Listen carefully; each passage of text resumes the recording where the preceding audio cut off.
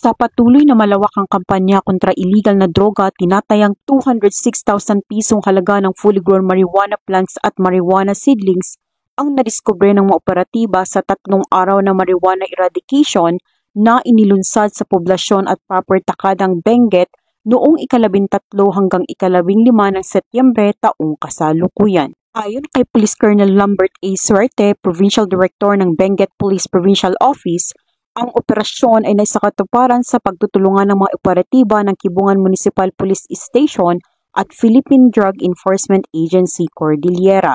Ang operasyon ay nagresulta sa pagkadiskubre ng 4 na plantasyon ng marijuana na may kabuuang lawak na 334 square meters at may nakatanim na 500 piraso ng fully grown marijuana plants at 2,650 piraso ng marijuana seedlings na tinatayang may kabuuang 206,000 pisong halaga.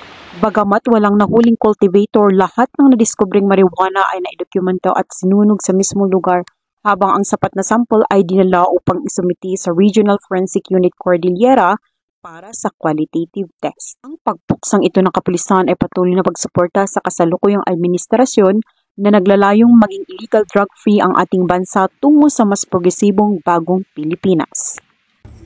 Mula dito sa rehiyon ng Cordillera, ako ang inyong PNN correspondent, Patrolwoman Melba Langbis, alagad ng batas, tagataguyod ng Balitang Pulis.